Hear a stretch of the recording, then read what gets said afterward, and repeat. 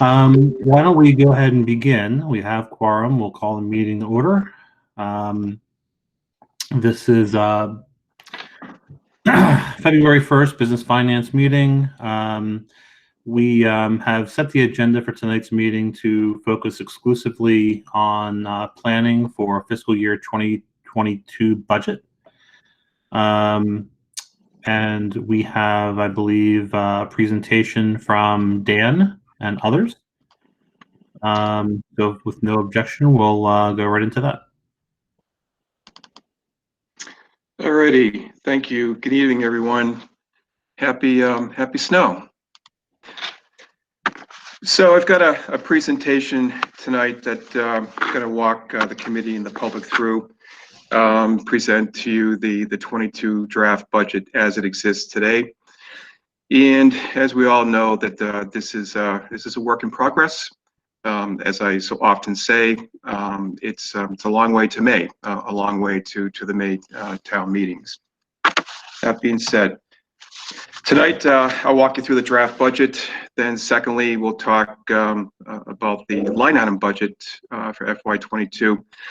I'm going to present to you proposed budget offsets for FY22, and then we'll talk about next steps. Our core mission, I think it's important that we begin any budget discussion and speak about the core mission. So I'm just going to read this statement to the public. Our mission is to ensure meaningful student growth and promote social, emotional well-being in a safe and nurturing environment. We will integrate the talent, experience, and knowledge of all members of our community to develop lifelong learners equipped to think critically in an ever-changing global society. This is the draft budget as of February 1st, 2021. And I'm going to walk you through the numbers here, and then I'll speak to each appropriation and what's behind each appropriation. Salaries and stipends for next year, we're looking at an increase of approximately almost 1.5 million. $1,461,039, which reflects a 2.24% increase over FY21, and that's the net. And as I said a moment ago, there are offsets which I'm going to walk you through for FY22. So these are the net figures. Benefits and insurance right now. Keywords are right now. The benefit insurance, we're looking at $18,516,617, which reflects almost a $2.5 million increase, which is a 15.38% increase. There's a few things I want to say about that, but as I get into each appropriation, I'll speak to that and then we'll address that. Instructional support. As of now, we're looking at an appropriation of $3,574,986, an increase of approximately $85,000, or 2.44% increase. And in essence, that one increase is in one line, again, which I'll speak to when I go through each appropriation. Operations and maintenance. The draft budget is, as of now, $3,932,121, an increase of almost $194,000, or 5.19%. And in there as well, some of the bigger adjustments is I built in a 5% increase in the utilities, but also I built in a sum of $200,000 for COVID-related charges. Pupil services, $52,758. At this point, they are level funded. And if you recall, between 20 and 21, there was a nominal $1,500 increase in pupil services. Special ed tuitions, and this is the net. This is the net. $2,836,780, approximately $66,000 and change, or a 2.41% increase. I'm going to speak at length about this when we speak to the tuitions and we look at the offsets. Just as an aside, as of now, the cumulative tuition figure for FY22 is 7.2. So as you can see, there are a number of other funds that we're using to defray those costs. Other operating costs, $1,732,282, and this is reflective of a $555,000 increase, or 47% increase over FY21. These are the assessments from DOR for school choice out and for charter school. If you recall, I spoke about this briefly when the state budget was passed at the end of December, and the final numbers for the FY21 state budget were significantly greater than what we had budgeted, and so we're seeing that that impact here in FY22. Transportation, $7,215,504, and this is a reduction of $26,000 and change. Why the reduction? Again, we're looking to use offsets to reduce the assessments and offsets to reduce the hit to the general fund, specifically in terms of transportation stabilization and also circuit breaker. And then finally, debt service, $2,301,900, which is a decrease of almost $114,000, 4.71%. And this is due in large part to the refinancing, the debt refinancing, the bond refinancing that we did this past summer. And we're going to realize those savings moving forward from 21 through FY28, I believe. So the initial maximum obligation, as I call it, total for the FY22 budget as of this date is $106,806,472, which reflects an increase of almost $4.7 million, or 4.60%. Again, this is a fluid number, and there are figures that will change, and I'll point that out as we get into each appropriation. Salaries and stipends.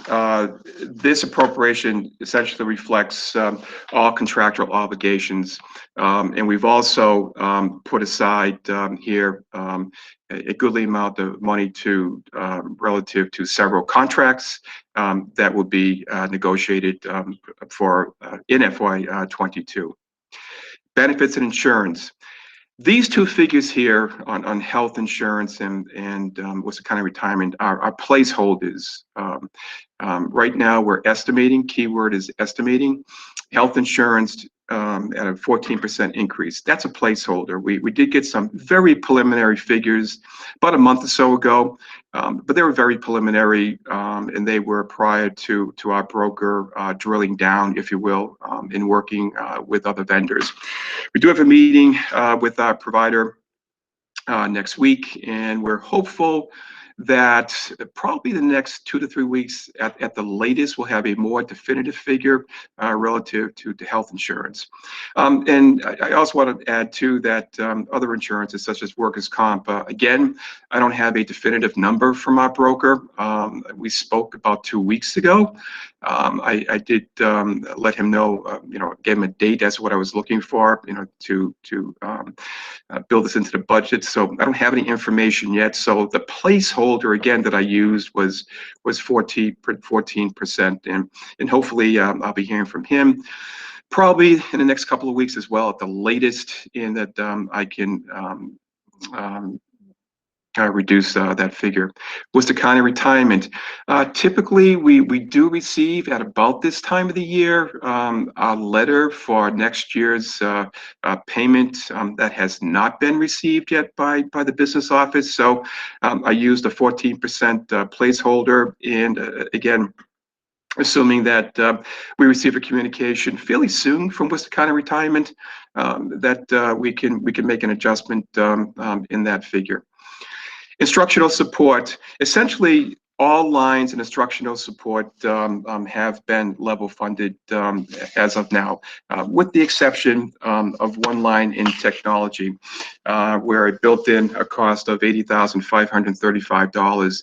And this is in direct result of some additional software programs that we implemented this year in these recurring costs in FY22 and thereafter.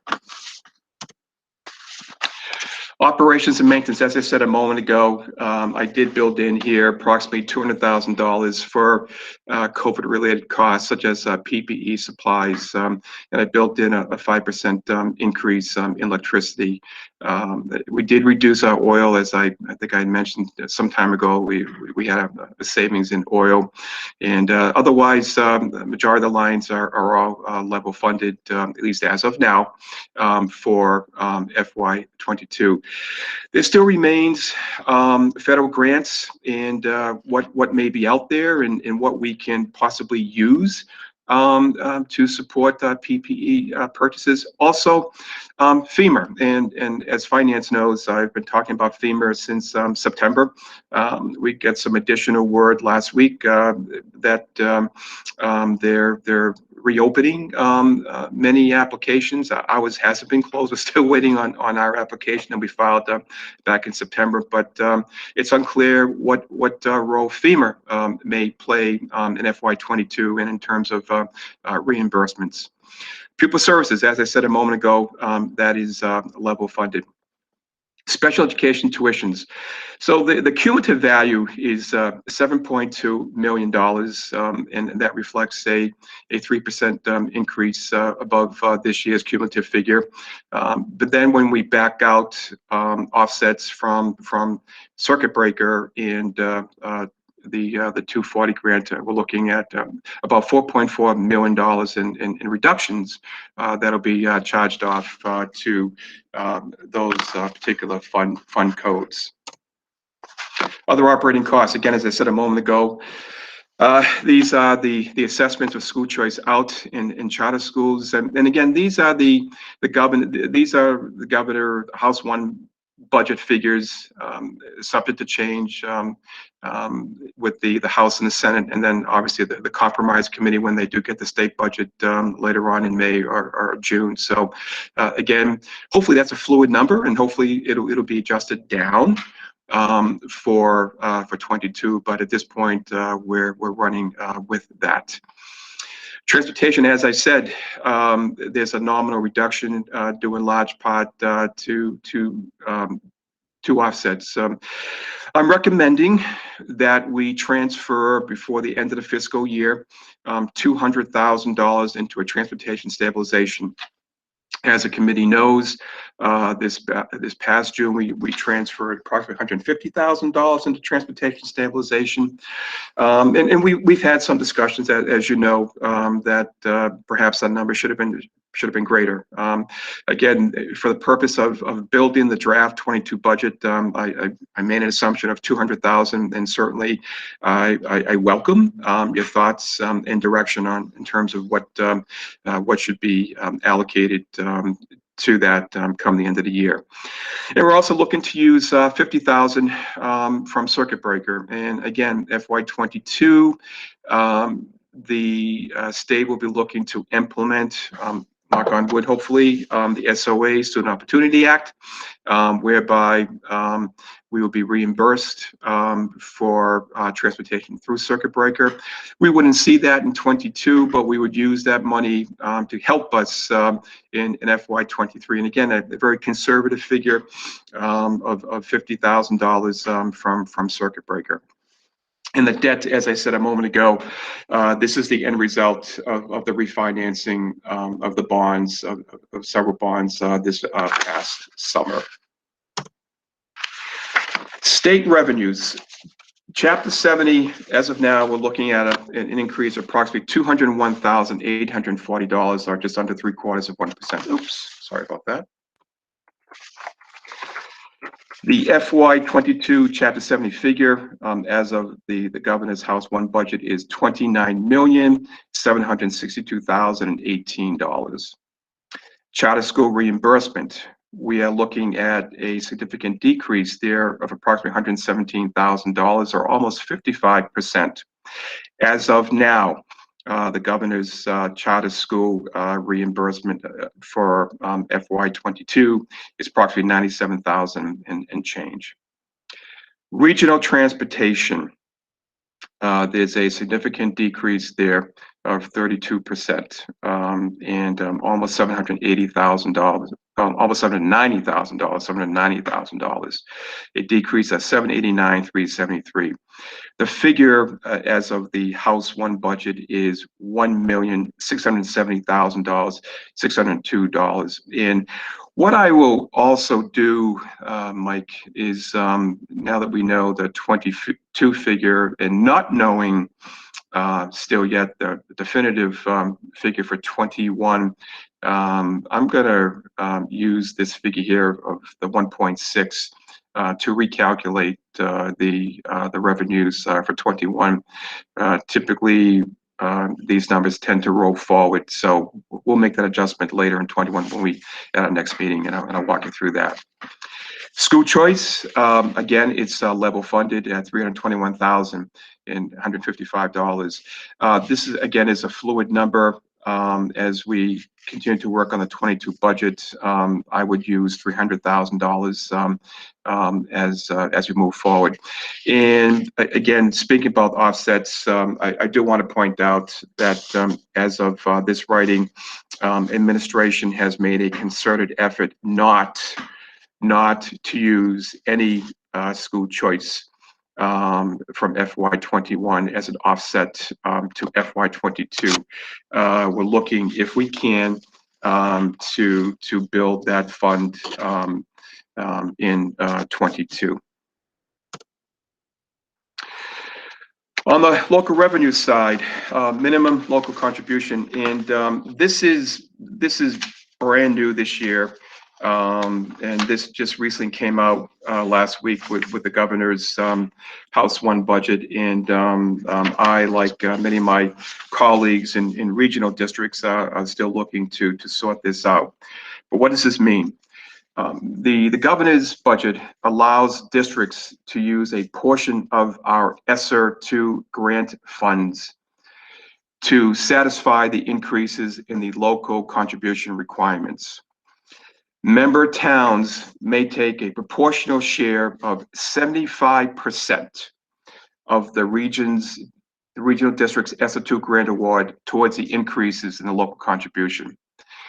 For Wachusett, our ESSER II allocation, which I received just the other day, is approximately $617,702.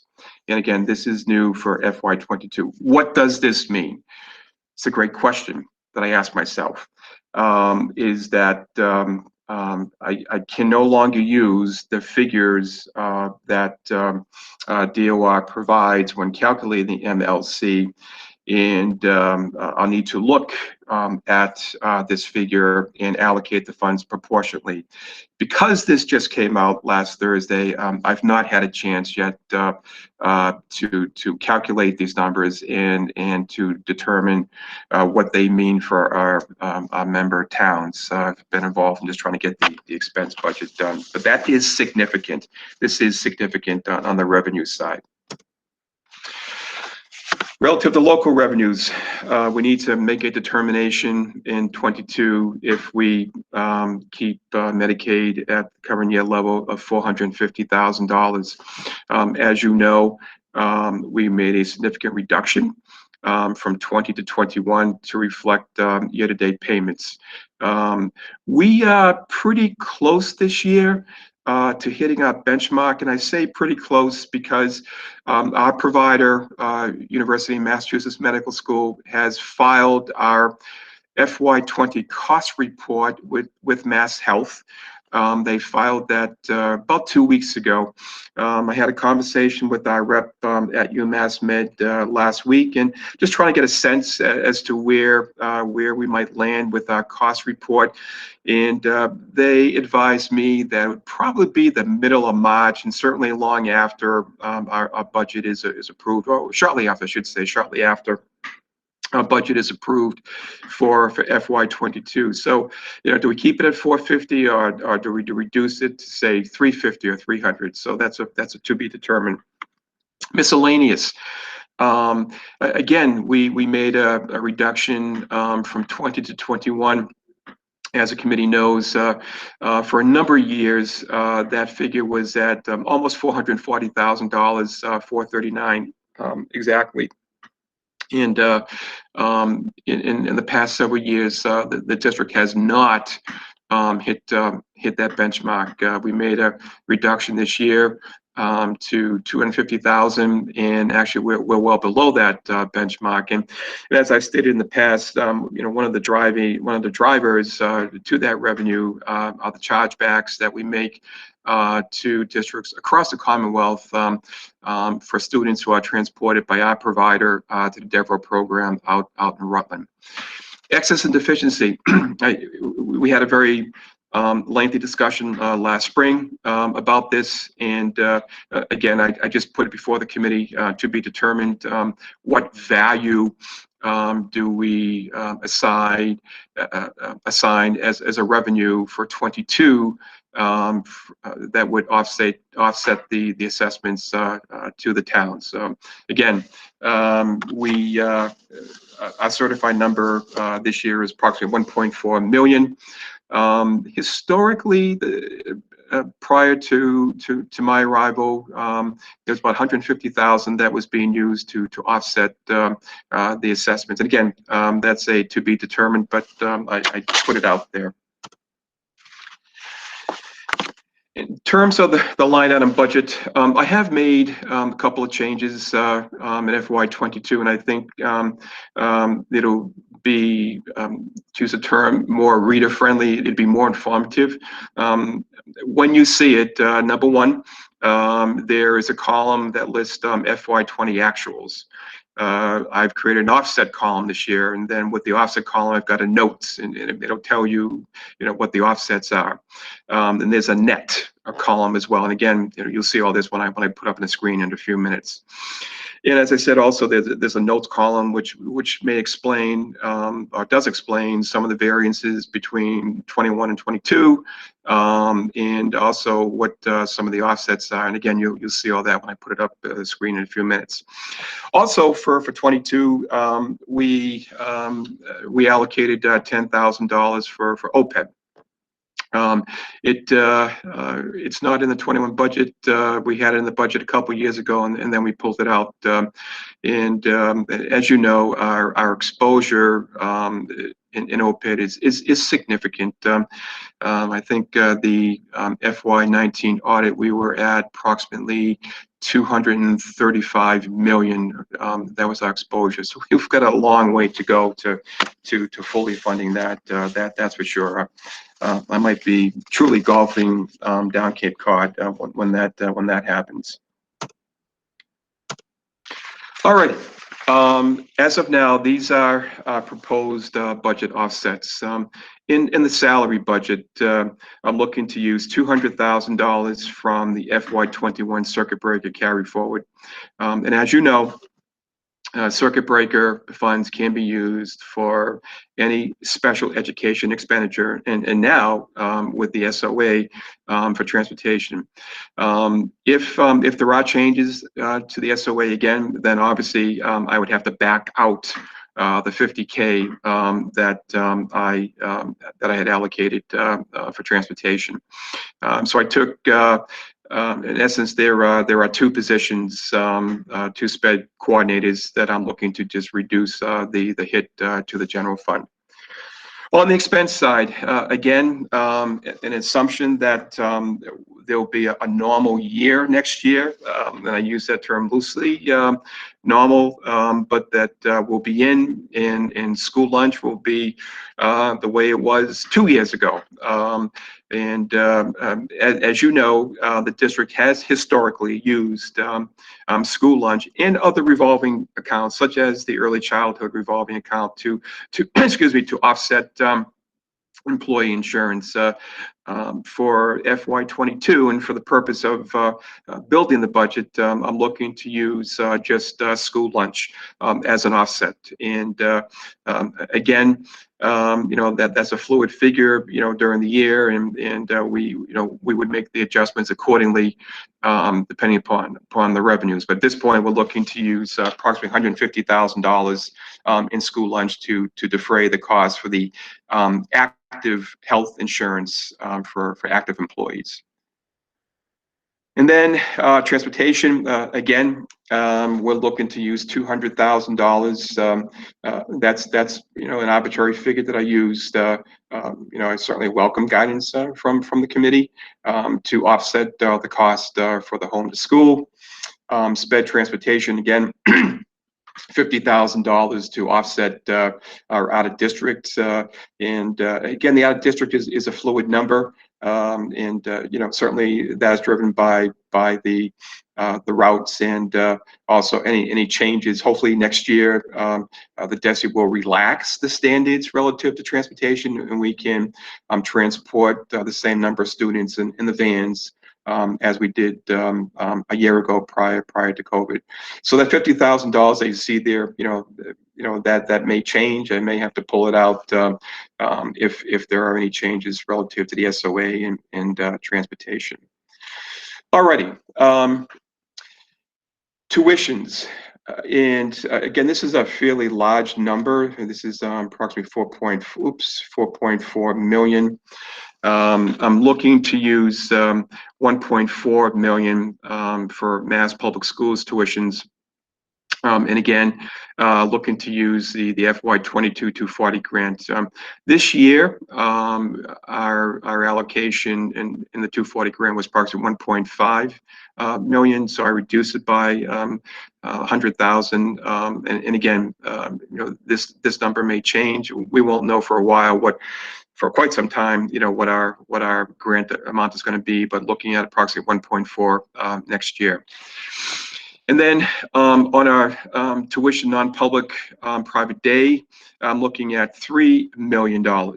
And this is a combination of two numbers. Number one, I'm looking to bring forward and use approximately 1 million of the FY21 carry forward. And then number two, we're looking to use approximately 2 million of the FY22 circuit breaker. I had sent the committee, and I mentioned this at our last meeting, that there was an adjustment in our reimbursement. When DESE made the first disbursement back in October, that was prior to the state budget being passed. We did receive our second disbursement in late December, and it was 800,000 plus. And I did receive confirmation from the DESE that that would be our number going forward.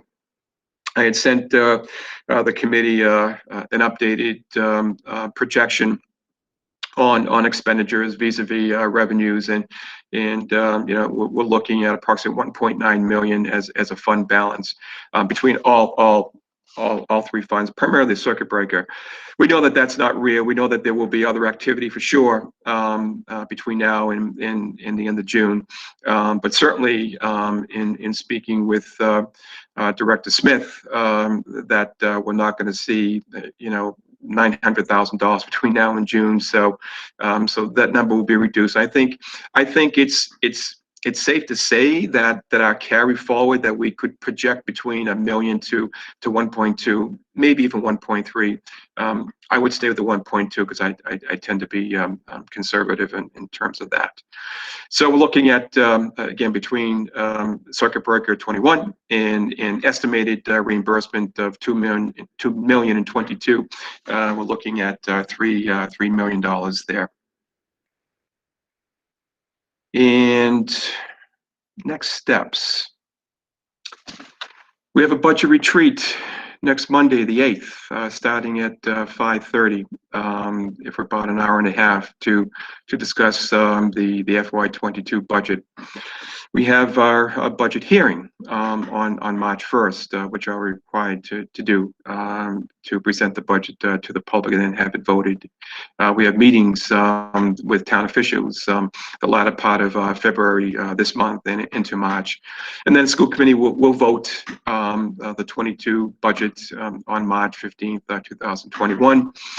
And then there are town meetings, assuming that they'll be held in May, as they had been prior to COVID. They'll be in May of 2021. And before you know it, July is here, and the thought of a snowstorm is a fleeting thought, unlike what's going on outside now, outside our windows. There is still additional work to do, administration to do with the leadership team, with principals. We need to drill down on some additional numbers, but I wanted to present this to you this evening, and let you know that where we are at now, subject to change for sure. So, Mike, before I pull up the line item budget, I would be happy to answer any questions that the committee may have. Yeah, I think it's a good time to pause, Dan. So for members of the committee, if we can use the chat to raise hands, we'll open up the floor for questions or comment.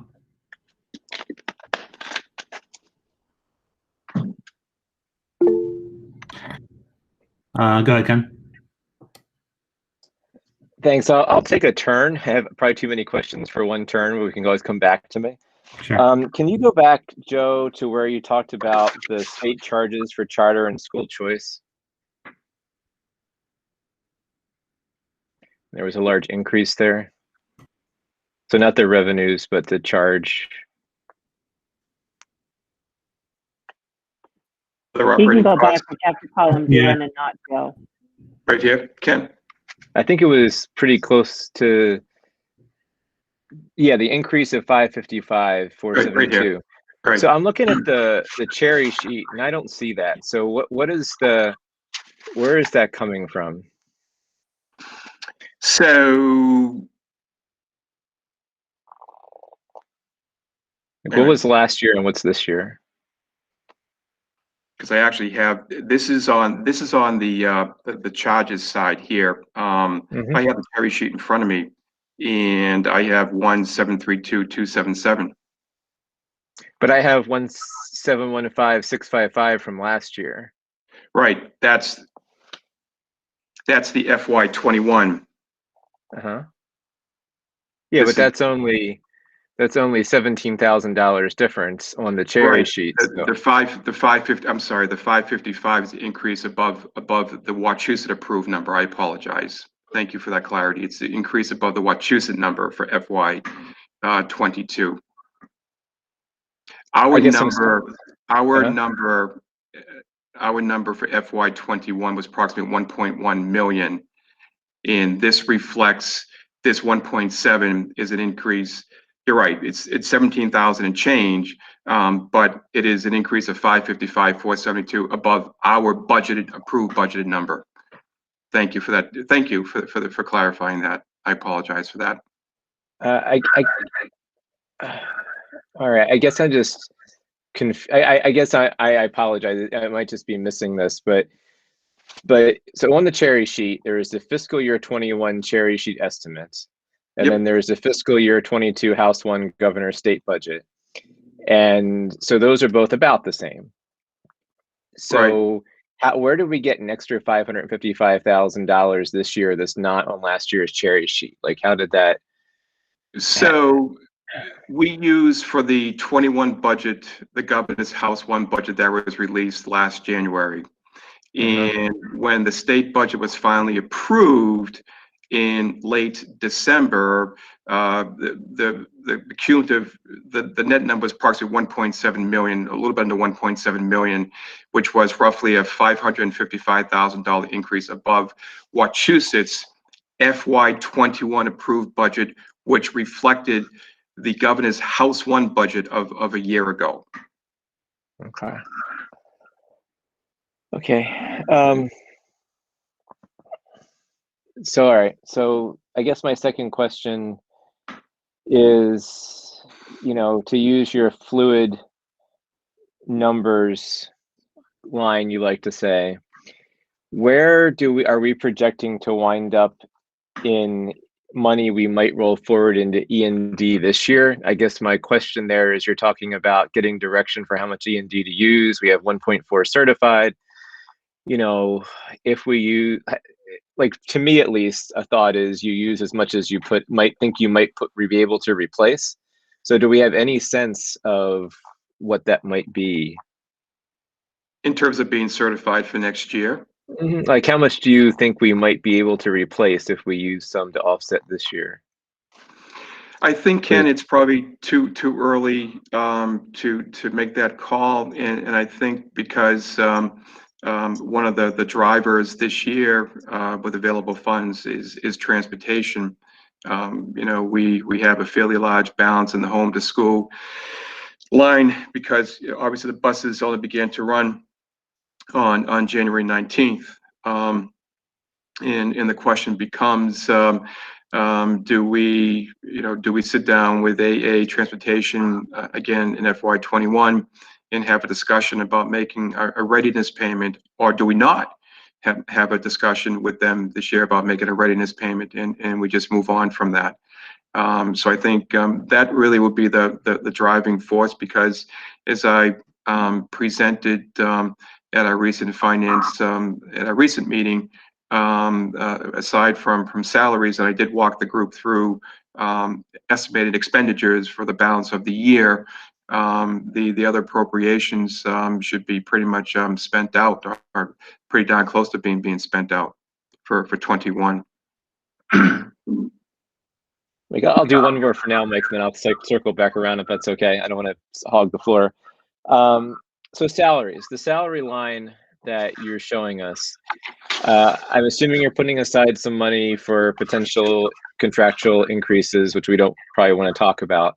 But what is that based on in terms of positions? So is that, we cut, say, 10 or so positions during this year. Is that based on our original budget from last year, so we're restoring those positions? Is that based on actuals from this year, we're not restoring those positions? Or is that a question you'll walk us through later in the meeting? So the salaries and stipends, number one, you're correct. There is money built into there, and I can't get into that, obviously, as you know, and I thank you. I appreciate that. The salary budget is based upon this year's those positions, those staff who are here, and also it does reflect several positions that were cut and at the end of 20 for 21. Looking to reinstate them. But the salary budget also is going to require further discussion with the leadership team, with principals, to see what other adjustments may be made.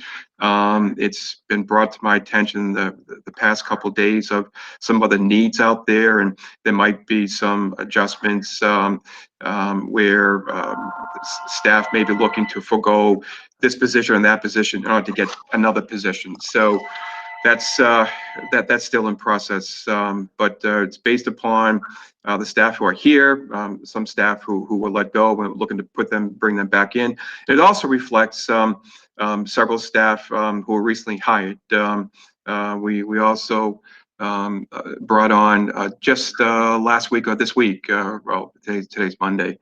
Last week, a couple of tech integration specialists. I mentioned to one member, a question was asked of me the other day about the elementary counselors. Those positions are posted now.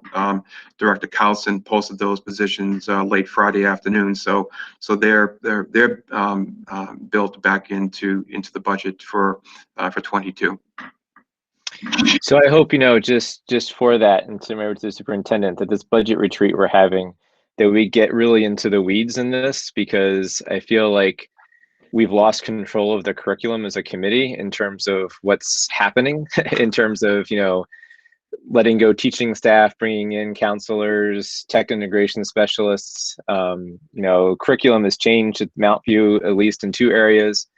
Kind of in the shadows. I just feel like we can't just talk about numbers at this budget retreat. We should need to be talking about curriculum and how those things are interconnected, because it seems like a shift in priorities that we're not really discussing on the table. I have other things, Mike, but I'll pass so that other people can go if that's all right. Yeah, thank you. I see Malia has her hand raised. So why don't we go to Malia? Thanks.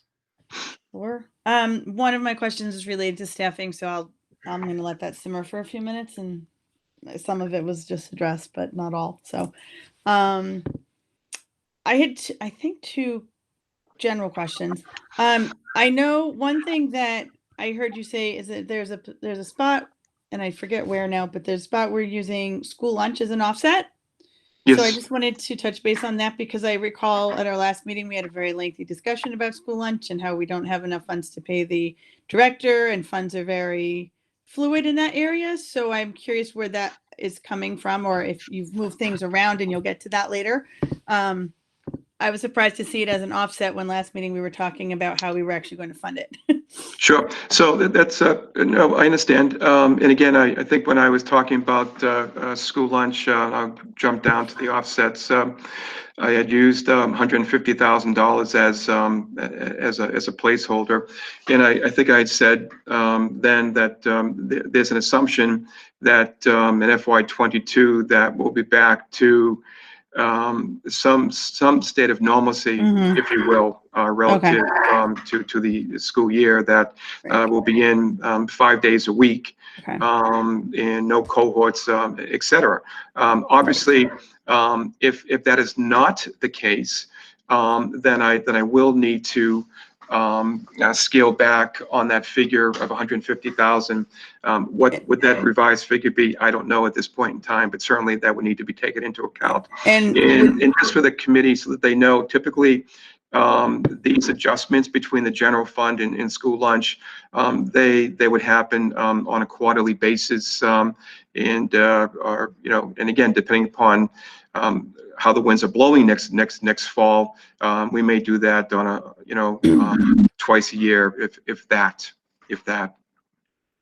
related to that, do we have, I know we actually don't have any sense of this, because that's my other world, but we have no idea if, there's a possibility federal government could choose to extend the universal lunch program they have going on as well. And we probably wouldn't know that until summer, I would assume. Do we have a plan B built in the back of our head if that does happen? Because that would cause similar issues to what we're having this year. So you're right. There is the possibility that the federal government could extend that across the board next year. Again, it's one of those many balls that are up in the air relative to next year. But I'd also say too that they did that this year, but we also had one federal grant in particular, the school reopening grant, where we were able to offset some of those costs to that grant. So Okay. there may be keywords, may be the possibility that there will be other federal grants out there that we can reallocate some of these costs. Again, to be determined. Right. The other thing I wanted to clarify, and then I'll be done, I think, for a little while, is transportation. Did I hear you say that assumes that we're going back to normal transportation and not the COVID rules in the fall? And that was what was built into your budget assumptions? Yes, it is. Yep. That we're going to be in school for 180 days, and then we're going to be running 49 buses. And no limits on space and distancing and all of that. So we would have, okay. I think that's just good to keep in mind. I'm good. I will echo. I have no new questions about the staffing, except that I will echo Ken's point that we really need to have details on that. I know some new positions were posted now, which is great, but I wish even with those, the school committee had been consulted about, or at least informed, which you did, but about the priorities for restoring positions. And I'm glad that those are posted, because I hope that will help us find better candidates at this point rather than in the summer. But I just, will echo that, because I know we have a staffing plan. We haven't revisited it. I don't think we ever finalized it or adjusted it. But we also, I think that's a bigger discussion about what those, what it looks like now. I was talking to someone recently about staffing and realized we don't actually even have a district-wide staffing map or picture of, you know, how many administrators and teachers we have at the moment. I know that was asked when we did the staffing plan and we never got it because I was looking for it to share with someone. And I said, we don't actually even have that. So I think having that sense of, you know, exactly what we're looking at, and then in the weeds, as Ken said, to know and be able to discuss where those positions will fall is important. And also, I'm curious, you don't have to answer this now, but I'm curious about our students that are not here this year that are coming back theoretically next year, and how much of that is built into your numbers in the budget, because we have a lot of elementary students in particular that are not here that, you know, I don't think we have as many kindergartners as statewide percentage, but we certainly have a lot in those lower grades that are not here. And I mean, we'll probably, a lot of them hopefully will come back. So I'll be curious how that will affect our numbers, particularly with things like kindergarten teachers and first grade teachers. If we have kids who stayed out this year and are coming back, we're going to have twice as many kids. So like, how is that built in? You don't need to answer that now, but I think we need to know to make reasonable assumptions and discussions. So those positions were factored into the 22 budget? They were. I appreciate that. So at some point, having a picture of that will be helpful, and maybe it will be more apparent when we go through the next part. So thank you. Yeah, and so maybe my questions will have us dig a little deeper on that. You know, a budget document is, as we know when we hear you say, Dan, another fluid process, right? And you know, inherent in it are a number of assumptions, and in particular, you know, a number of I think what we're interested in is understanding what programmatic assumptions are built into this budget. And are there priorities that perhaps are not built into this budget? So maybe, Dan, that's more of a question for Daryl than it is for you. But I guess I'd like to understand and hear what some of the key programmatic assumptions are, and what are some of the priorities that we look that you're assuming as we look towards next year and look at this budget. Yeah, sure. So Mike. Go ahead. If you want me to jump in real quick, Dan, then you can jump in as well. Yep. Yeah, so we are, to Malaya's question, to Malaya's point as well, you know, we are anticipating that we will have students return. You know, if we go back to school full-time in September, that is not a guarantee at this moment. We've had discussions with the commissioner about it. There will be some new, I guess, regulations around transportation that are supposed to come out within the next several weeks. You know, we'll wait to see what happens with that. So again, what we're looking at is the possibility of having those students back in the building. Again, looking at what our staffing numbers are and how those align with what class sizes might look like moving forward. You know, right now we can tell you that we didn't eliminate staff necessarily based upon the students who were here. So we have some really small classes this year. Typically that would not be the case if we were all in person. So that's taken into consideration in terms of, you know, our programmatic discussions and what we've been talking about with principals and so forth. Because much of what we're still talking about might be up in the air in terms of what next year might look like. It still might be a hybrid model in September. There still could be a large remote portion of what happens for much of FY22. So one of the things that we're really looking at is continuing to bolster our capacity to provide technology support, programming for our students and staff, training for our students and staff around technology, and you know, really the capacity for us to have it be a little more fluid than it is now or than it was in the past. We've continued to focus our instructional support line, our textbook line. Those are all still there. We are going to come back. Bob and I talked about this today, actually. We're going to come back to the textbook plan and make adjustments to it, as well as our technology plan, because all of it has kind of been thrown up in the air over the past 12 months, basically. So those are the areas that we're then coming back to and looking at. Dan did mention that we're looking at our elementary counselors, as we kind of look at what we can do to help support kids in and out of school right now. Those are really important positions. We are feeling as though we're in a pretty good position in terms of our salaries for right now, and felt as though those were good places to start. Moving forward into the fall, again, we're hopeful that we can kind of get through this next budget process in a way that allows us to maintain what we have, maybe not necessarily adding a great many new positions, just because of what we're projecting around health insurance and some of the other increases in our costs. So thank you for that. I think there's a lot there. So I'd like to probe in a couple of different areas. One was with respect to, let's take staffing. Ken had mentioned earlier that, going into this year, there were a number of programmatic reductions that were part of this year. Does this budget presume that we are restoring those things that were removed, or is this budget more or less predicated on having the existing level of program that we have today? Go ahead. Go ahead. So the salary budget is driven by the current staffing, and also I made an assumption and I built into the salary budget those positions that were let go this year.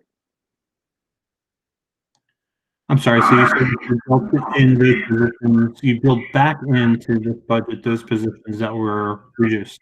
I did. Okay.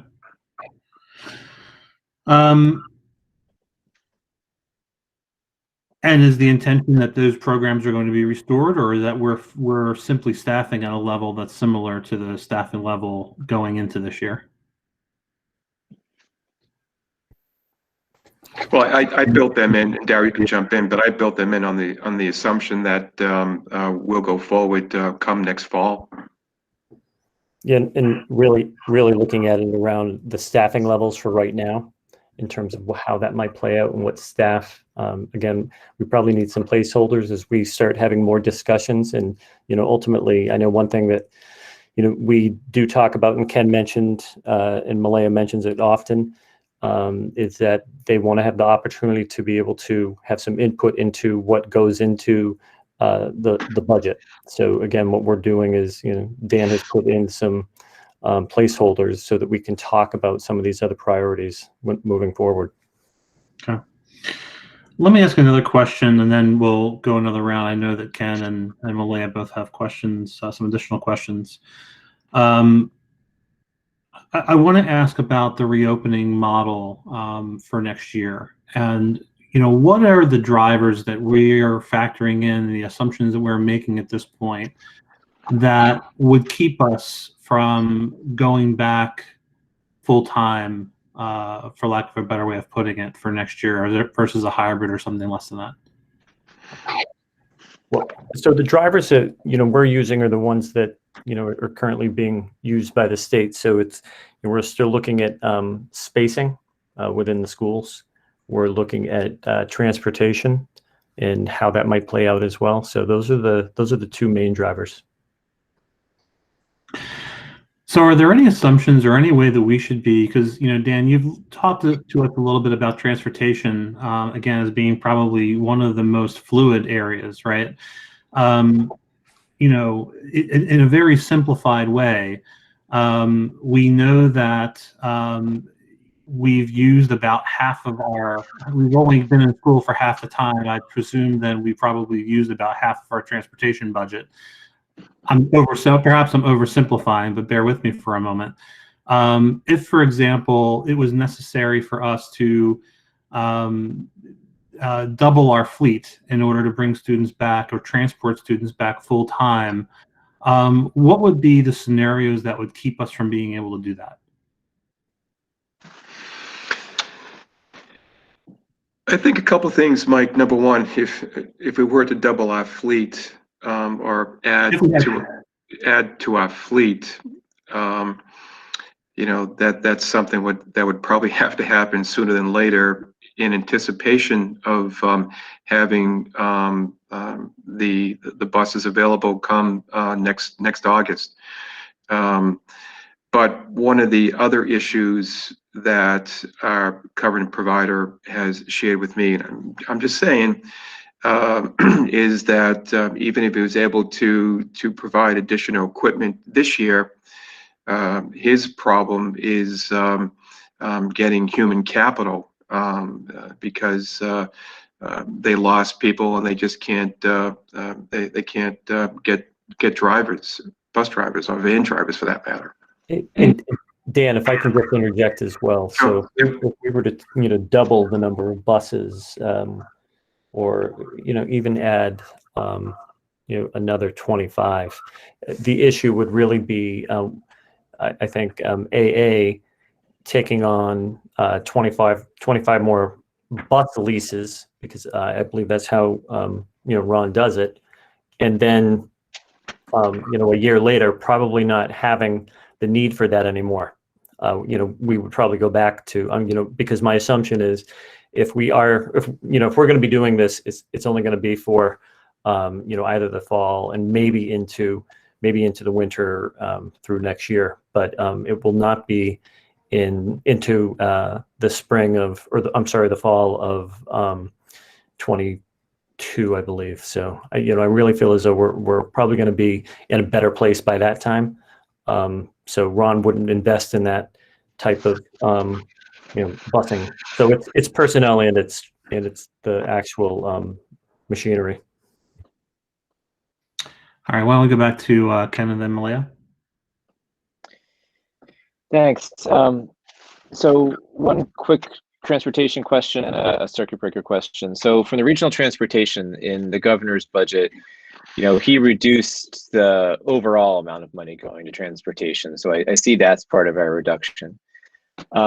If we ever finally get this thing settled with AA and you're able to refile the EOR, which is an if, right?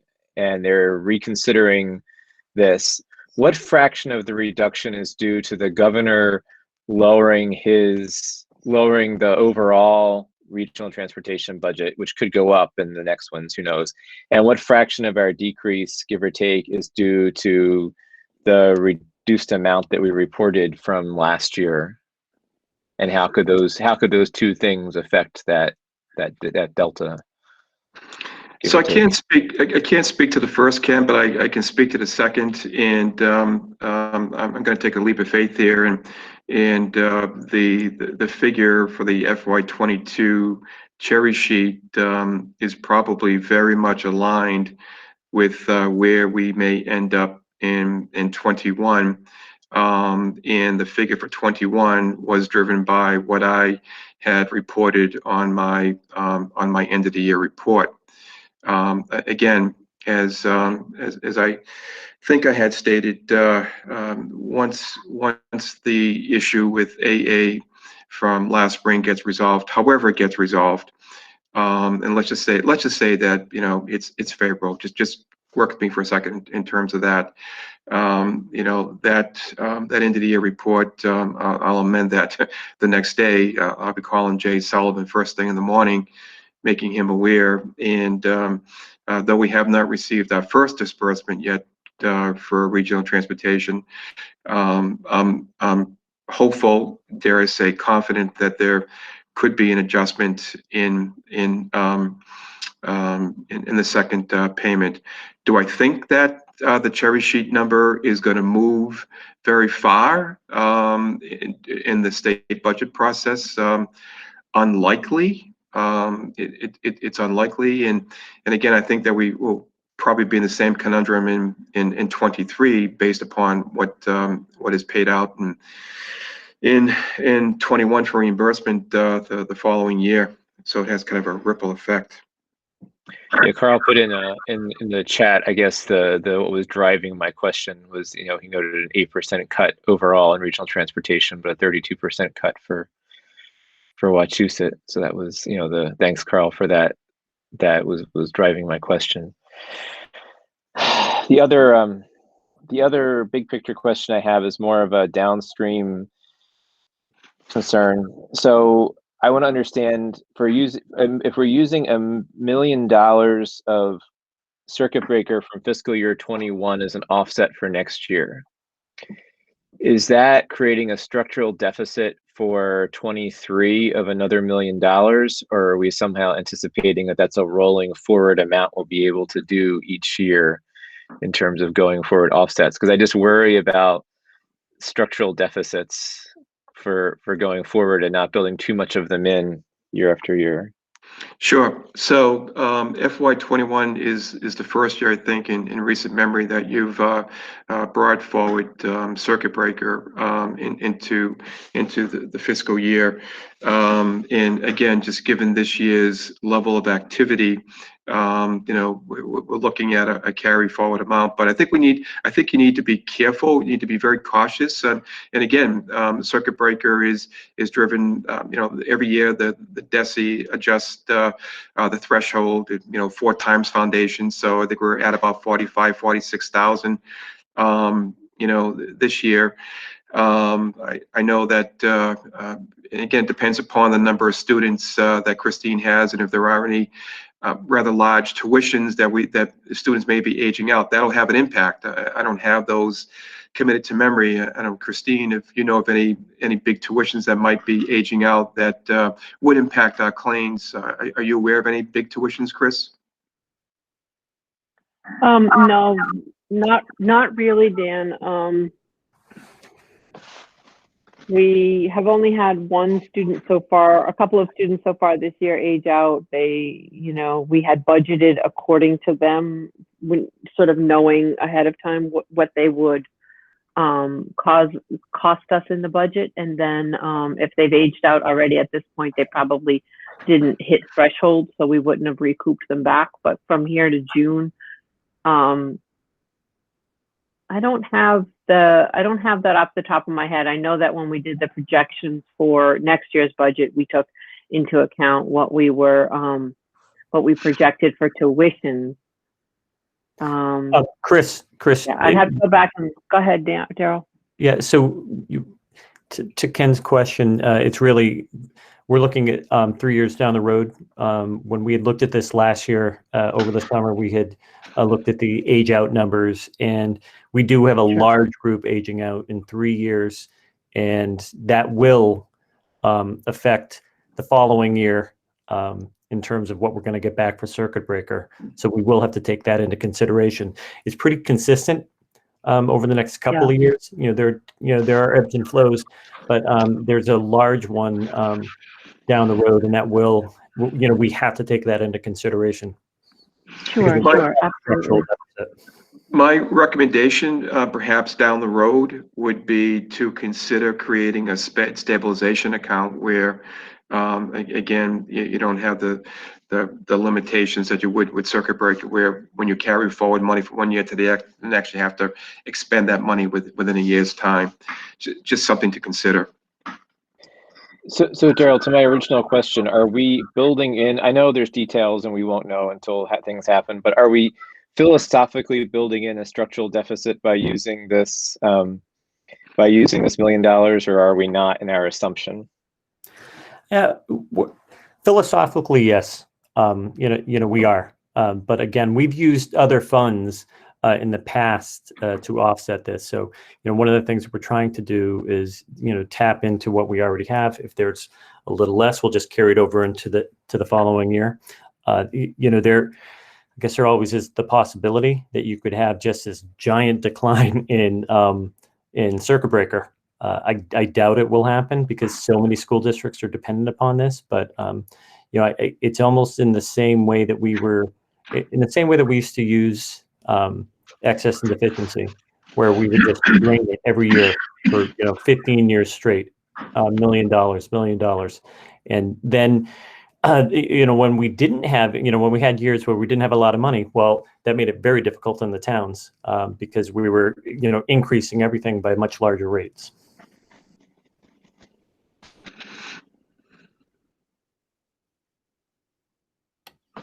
All right, let's go over to Malia.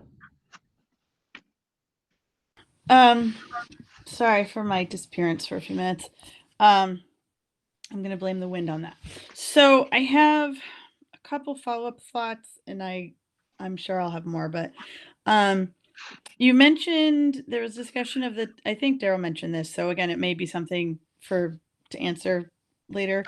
But I know you mentioned the textbook plan and the tech plan and revisiting those in terms of where we are spending funds, which reminded me of the bigger picture. That one thing I did not see in this that we've had in past budget years, and you may have by Monday, but I don't see it in this, is some discussion of the strategic principles on which this is based. In the past, the strategic plan has guided us. That expires in June, so I'm not surprised. And it kind of ties into my request at our last full meeting, in that I don't see that. So I am hoping that will be clarified for us. I don't know if that's something you can touch on as we go, or if that will just become apparent on Monday and be part of your discussion next week.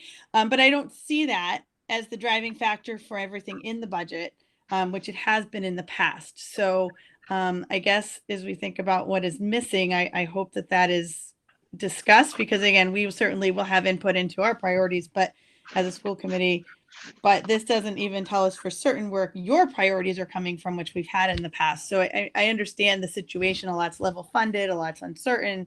We don't have a strategic plan technically after June, technically. So it's difficult to do, but I guess some expression of kind of what this is based on would also be useful in understanding the thought process. Yeah, I agree. So that is something that, we'll have, for Monday evening when we go through this. Okay. Again, Monday evening's conversation is really around, okay, here are the administrative, the administrator's thoughts and so forth around where we're moving for FY22, what, how we tie back to the 5 domains, how we're supporting them. Much of what we're going to end up doing, as you said, a lot of this is level funded. Mm-hmm. So it's going to be, hey, this is how we're still doing it with this year's money, because, I'm not taking $800,000 out of textbooks. No, we're still going to keep that going. Okay, well, how is that supporting what we're doing? So all of that will be discussed. Maybe not in explicit detail, and the main reason is because we still want the feedback from school committee before we finalize everything. Because again, if I put, and this is something that, I think maybe 5 years ago, 4 years ago, I can't remember, but we put out a really detailed budget before the, you might have been there. I wasn't at the, I was following, I was not a member. Yeah. At the time, but yes, I remember. Right. But it was before the school committee had the opportunity to really go through it, and they were like, oh, okay, well, we really, we'd really like a lot more input in this. So.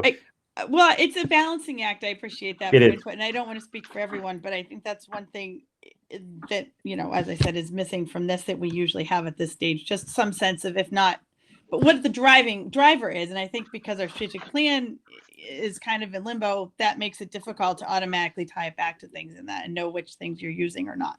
But I can tell you, it's not that the strategic plan's in limbo. But it's that because we've had so many things that have come up over the past year that have taken precedent over what we thought we were going to be able to do. So now we're coming back to it, and we're saying, okay, how do we get those counselors back in? Yeah. How do we try to get a lead nurse in? How do we do this? How do we do this? Right. And if those parts can't be put together in a way that can be translated out into FY22 budget, we have to figure out how we do that. Right.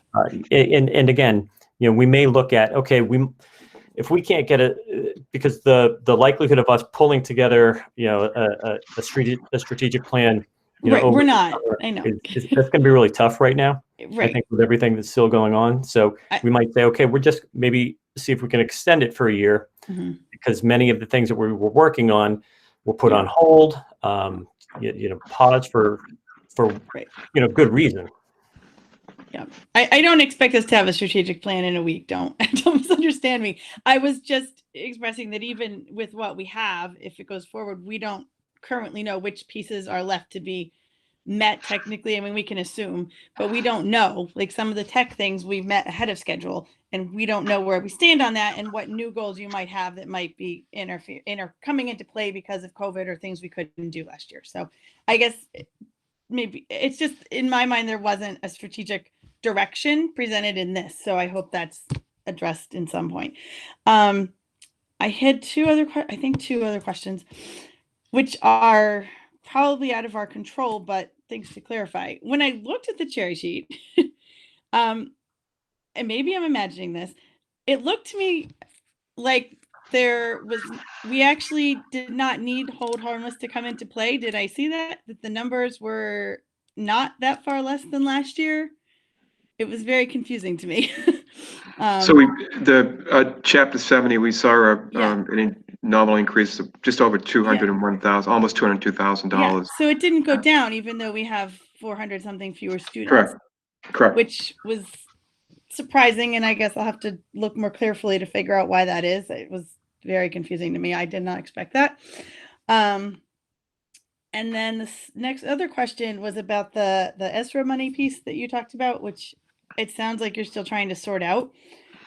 I was very confused how that applies to regional districts, because I know we have money that we get, and then the towns have money that they get. And when I first heard that last week, my assumption, which again is probably incorrect, was that it applied to the towns and their portion and not necessarily the portion that we have access to, which I know may or may not be true, but I guess it's a question that affects our budget, is whether that cuts into the amount that we will get as a district, or we're allowed to use that for all the COVID expenses we've been using it on, and then the towns get to decide if they want to use a portion of their direct town funds toward this, or if it's our district funds we have to tap into and factor into their assessments. So Malaya, as I said earlier, I'm still sorting that out. That came out, that was rolled out, last Wednesday, Friday, Thursday, yeah. And I haven't sorted it out.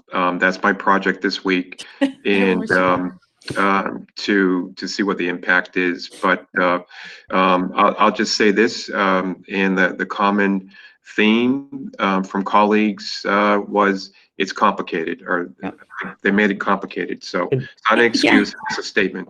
I appreciate that. That's what came to my head when I heard it, and then as I thought more about it, because I know I know we've been able to have control over our funds to a certain degree, but then the towns got a bucket and they needed to grant us permission to use it, and only one of our 5 towns did. So I didn't know if this was a similar thing where they're looking at the 2 buckets of funds separately or not. And I will look forward to the clarification. Tara, were you going to address this? Oh, yeah, thank you, Mike. Yeah, I was just going to include in that was Mars, the regional school district group, has been just publishing some information on this, because there is confusion about this in reference to regional school districts, and they are looking at getting clarification from the state, because I think you said it well, Malaya, the towns also receive this money. So how does this affect us?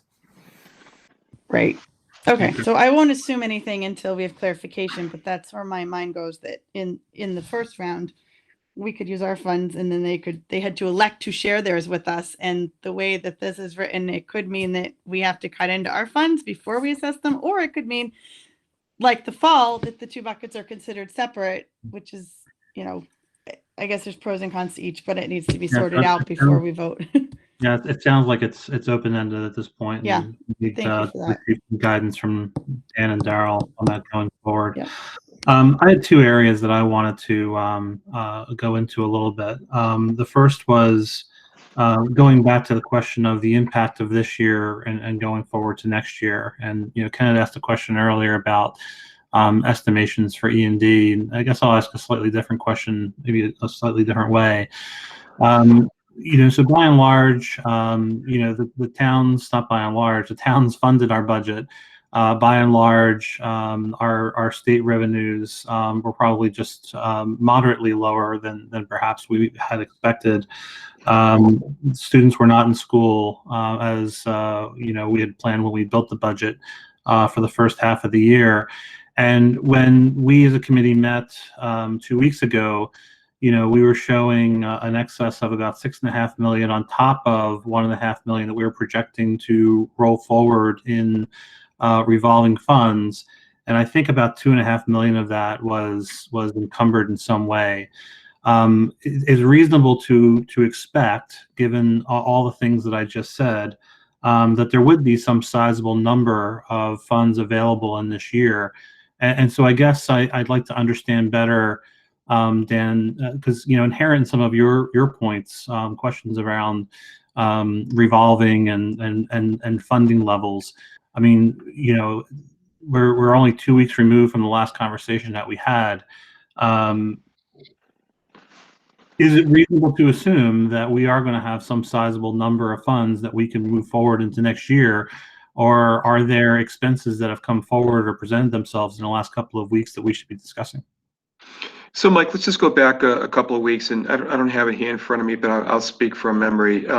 If you recall, in the salary appropriation, there was an unencumbered balance, approximately $4 million, and then I walked the committee through approximately $3 million in projected expenditures, and one of the numbers in there, not a huge number, but it's a number, is that all the buildings now are looking to bring in building subs for the balance of the year. I think I mentioned that evening they were looking to bring in about 20 building subs. So when I walked you through all those numbers, we were still looking at an unofficial balance in salaries of roughly about $1 million in change. And then in reviewing the other appropriations, I think I had said that we were looking to take some money out of salaries and move it over to benefits, because even though we built the 21 budget using school choice, for example, as an offset, we're not doing that now, at least not now. And we're looking to hold on to school choice as much as we can, moving into 22 and thereafter.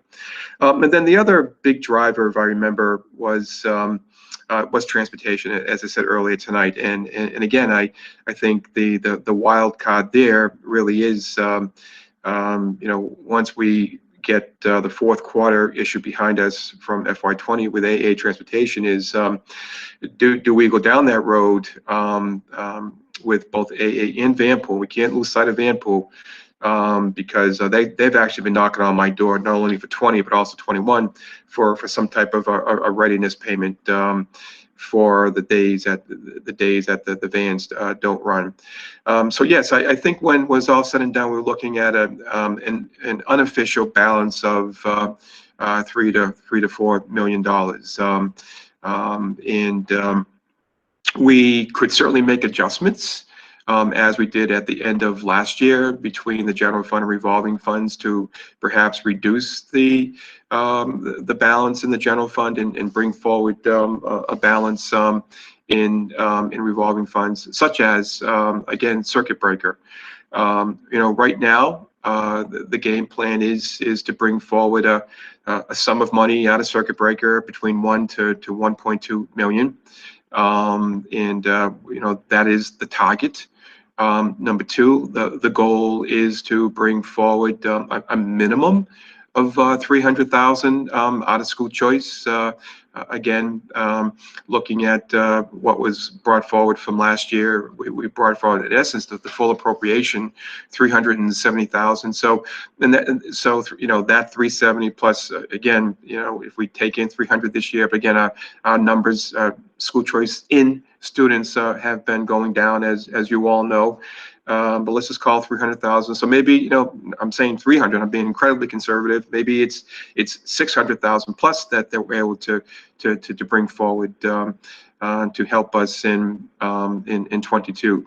And then what do we allocate for transportation stabilization? Again, for the purpose of this work here, I used $200,000.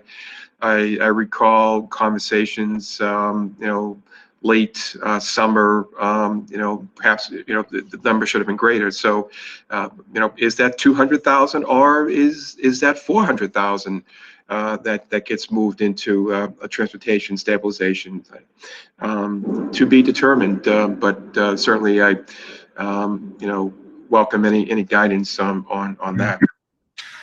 So to me, if we're expecting that we might land somewhere between $3 and $4 million, certainly the first thing that seems logical to me is looking sizably at transportation, right? Because one of the first things you present to us is that we're expecting a substantive drop in transportation, and one might expect that because we didn't spend transportation, we didn't spend as much on transportation as we had assumed going into the budget.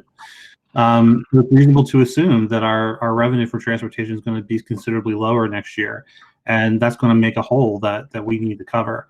I guess overall, I would encourage you to continue to look creatively at using our various revolving accounts, particularly transportation. And again, I think that these questions need to align with budget priorities, and perhaps we'll get more into detail on some of those at our full school committee meeting. But I did want to ask about one tonight, and that is, what types of assumptions have we made to address learning deficits, to assess them and to remediate them, and what kinds of dollars, if any, have we built into the budget for next year to do that? So I can address the second question, Mike. I'll defer the first to Darryl. But in terms of special education, we have allocated approximately $300,000 in next year's budget to address those additional needs or services. Yeah, my question is beyond, I'm sorry, Darryl, just to clarify, my question is beyond just special education. My question Understood. is Yep.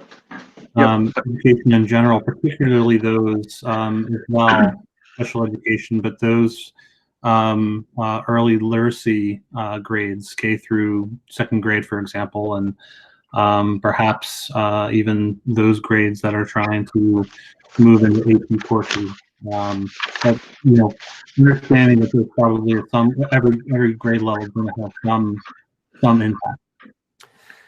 So one of the things we're doing is we're looking at not only the assessments that we already have in terms of what we're going to be able to, how we determine where students are, but what type of either support in person, programmatic we can provide for these students, either through some type of summer support program or almost like a Title I type support program, because what we're going to, the situation that most school districts will be in is that you're going to have probably some, you'll have students that have deficits that typically wouldn't have deficits. And as you mentioned, early literacy is one of the more important areas that we have to focus on. So that will be an area that becomes part of the instructional support line. And, as Dan mentioned, we have some extra funds already in the staffing allocations for next year that could go in there. We also have Dan, what's the new grant dollar amount again? It's 670? Yeah, I had it here. 674? The ESSA2 grant is 617,702. So that 617 can go toward anything in reference to not just PPE and so forth, but also supporting students academically, social, emotionally, and so forth. So that'll come into play as well, Mike. Okay, we got Carl. We haven't heard from you yet tonight.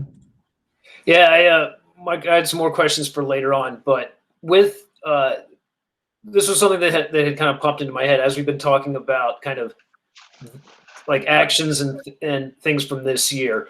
Do we have kind of a reasonable picture of expenditures that we've made this year, and I'm thinking mostly about like for HVAC systems, that was money that we had spent that in a normal year, it would be something that the towns would be responsible for. Now, granted, I know that we've also are looking at like offsetting some of those costs through FEMA.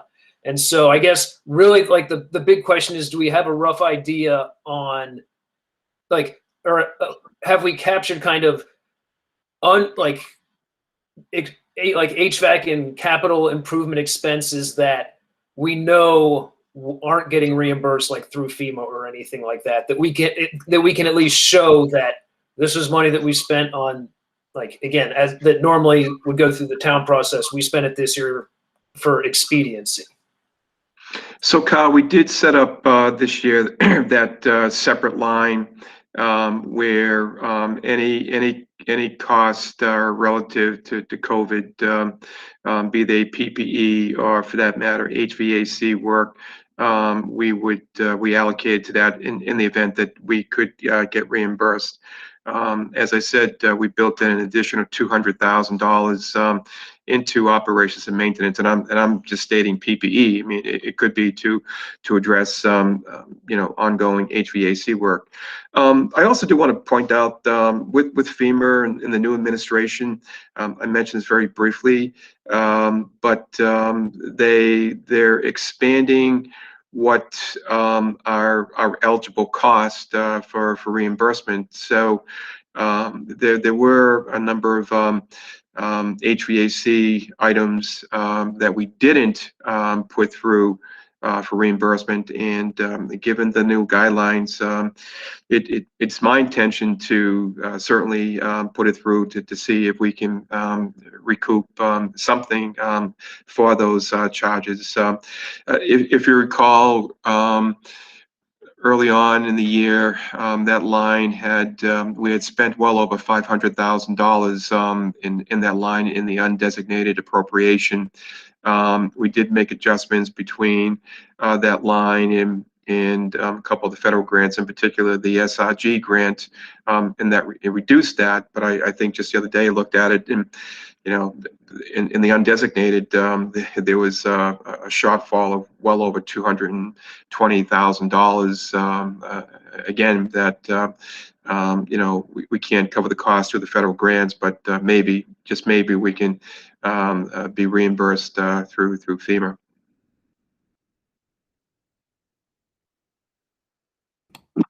Okay. Thank you. So, Dan, I know that you were, I think you were intending to walk us through the line item budget. And I guess, any other questions before we go on to the next part?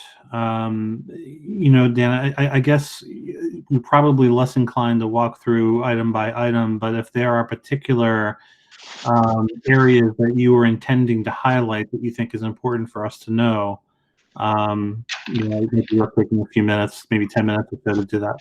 Yeah, I can do that, Mike. The line item budget, it's well over 1,000 lines. The same, it hasn't changed. So I'm not going to go through 1,000 lines. Let me just pull it up here. If anything, Mike, into the group, I just would like to show you what it's looking like this year, and it's a little bit different, I think, than past years. And I think it's going to be more informative, at least I hope it is, moving forward. Let me just make this a little bit bigger. Unfortunately, I can't make it too big because I'll lose some of the content, but we'll just do. So this is the draft line item budget for FY22, and as I said, number one, I've got a new column in here for FY20 actuals, and then you've got the original appropriation, and then the revised, and then the draft 22 budget.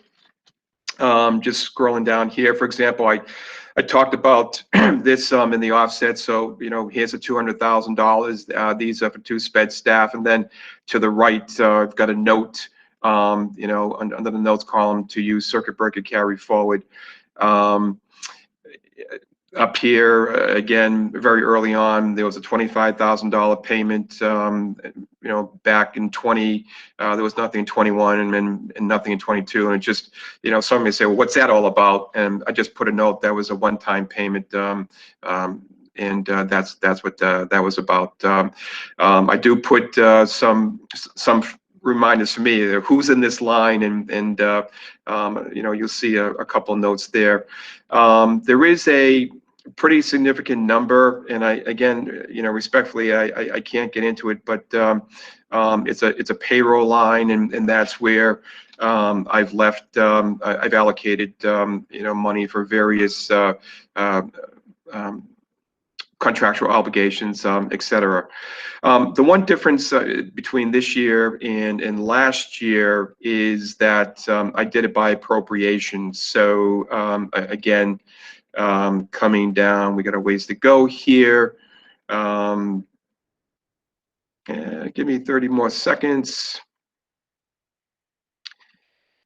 So I'll just enlarge this a tad. So again, this is the end of the salaries and stipends appropriation, and here are the numbers here. And again, I did it by appropriation. So that's just really a quick overview. Actually, with 1,000 lines, I would welcome comments from the committee, and perhaps for Monday, hey, this is helpful, or maybe you need to do this, do that, again, to give you as much information to make it as transparent as possible. But and again, this is going to change. The health insurance, again, appropriation to here are the insurance figures. I'll just blow this up here. This line here is the retirees, and again, further up right here is a line for the active employees. Here's 150,000 that I was projecting to use as an offset, and I'll just shrink it just a tad more, actually, that should read, I apologize, that should read school lunch and not, does read school lunch, I'm sorry. Use school lunch, and there's 150 that I talked about using school lunch. And again, subject to change. So that's a real quick review of the line item budget, the 1,000+ lines, and I welcome any comments people may have, or you can send me questions. I'm happy to respond to the larger group. Thank you, Ken. So I have Ken first. So just process, since that's kind of what I think you were asking. Two things. One, I think that this is great. I think I got it this afternoon in work, and there's 1,000 lines, and I can't really process it at this moment. So if you want it to be helpful for Monday, and you really want people to ask that level of question, you got to send it out to people where they have time to look at it, because now it's just a lot of little numbers going back and forth really fast, and it's not as helpful as it could be if I had time to actually process it. And, do assume people are working on Monday, right? That they're not going to have the chance to look at it. I understand. In terms of I apologize. Yeah. I was still making changes. Yeah. Still making changes today up until like noontime. I'm just saying for Monday. You're asking what would be helpful for Monday. I think that would be helpful for Monday. And even if you say, like, this is what it was on Wednesday, and we're sending it out Wednesday, and it could be different by Monday, just so people have some sense of some time to digest all that information. But the other thing I would say that would be helpful is, it's kind of like, if I'm flying a plane, like the first bit was like 20,000 feet and I can't see any details, and it's hard to have an opinion. And now, like, we're going into the little barn burner and going down to the ground. And I feel like what we really need from Monday is some in-betweenishness that gets at some of the big picture. Frankly, staffing questions is probably what people are going to want to talk about a lot. What positions did we have in? So at this time last year, right, I guess this is my straightforward question. We had X number of employees. We anticipated adding these 10 positions. Subsequently, we cut these 10 positions. What is the status of all of it up and down? Plus, what have we hired or gotten rid of that was unexpected, building subs, that kind of thing. Some sort of like not 1,000-page line of it, but something where we can really see, like, okay, we cut French teachers in middle schools, and we cut strings teachers, and we didn't add this, but we had to add 20 building subs. We had to add tech integration, just so we can see that without looking at this. Although I appreciate this, I think this is great, and some members will definitely want to look at it, and I will. But I think that intermediate, like Tom always used to call the 40,000 foot view, and this is maybe like the 10-foot view. We need like the 1,500 foot view for Monday, I think would be good. Okay, thank you. Yeah. Yeah, I think of that as being what I was referring to as the programmatic assumptions part of this budget that we're not looking at. But I agree. I think something that provides us with a synopsis and overview, but gets at the level of detail about what it is that we're either restoring, if not at a programmatic level, then at least at a staffing level, and what those changes were. With respect to listing out the offsets, what I think is helpful in understanding documents like this, and even the other one that we were looking at before, was an understanding of, what do things cost vis-a-vis year over year? What are the offsets that we're applying vis-a-vis year over year? And then what is the net vis-a-vis year over year, right? And so, if we can understand, and I don't know that that needs to be at the line item level, I think that could be at the appropriation level. But if we can understand, what did we spend for salary last year? What did we anticipate as the offset last year? And then that gives us our net. And then we can compare, what do we expect to spend in salary in this budget? What do we expect to use as an offset? What do we expect to have as a net? I think that paints a clearer picture. Because even with the offsets for this year, okay, that's nice, but what was that compared to last year? And then how does that help us think about things like what Ken asked earlier, which is, if all of a sudden our offset in special ed tuition is going up by $1 million because we're using $1 million drawdown on revolving account, well, what does that tell us about the true cost of special ed this year? What's happening there? And what can we anticipate for next year? Is there a one-year blip, or is this going to have a tail? So I think that painting the picture in that way helps people understand the budget and the things that are driving the expenses on the expense side of it. Does that make sense? Got it. Thank you. Okay.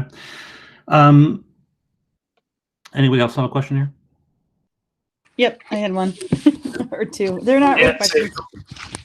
Oh, sorry. Did I miss someone? Did someone else have their hand? Oh, I got Carl and then Malaya. Oh, sorry. Go ahead. I thought you were asking. So sorry. Go ahead, Carl. I'm sorry. So, like I said, I appreciate the details in this, because certainly it's like the kind of thing I can like dig into and really looking for things for numbers that kind of naturally will jump out at you.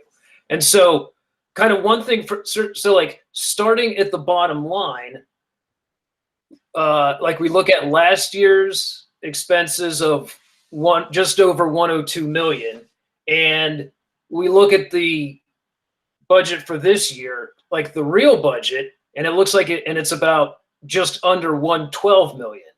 And so, so again, we're looking really at an increase of 9.5%. And so we've got offsets in there that kind of cover that up. But again, this kind of, so right there in that yellow, that 111,806 for this year. And so really we're looking at this increase of 9.5. And so again, this kind of builds off of what Mike had said of like, what are some of these things that's really causing us to spend almost 10% more than we did last year? And so, go ahead. And as I look at that, like there are two things that jumped right out at that. And one is all the way back up on page 1, line QP999, which jumped from just over 1 million to almost 3.8 million. So something there jumped 2.8 million, whatever that That's your line place, was. that's your placeholder. There's, and there are dollars behind that. That's the Okay. placeholder that I've been talking about. And then second one is just like when you down closer to the bottom, being able to talk special ed tuition kind of total, that number that jumped from 2.8 to 7.2. So I think, and Kyle, you make a good point, but I think that's one of the, I think the misnomers is that at the end of the day, in FY21, for example, our tuitions are not 2.7. Our total tuitions as of now are the better part of 6.6.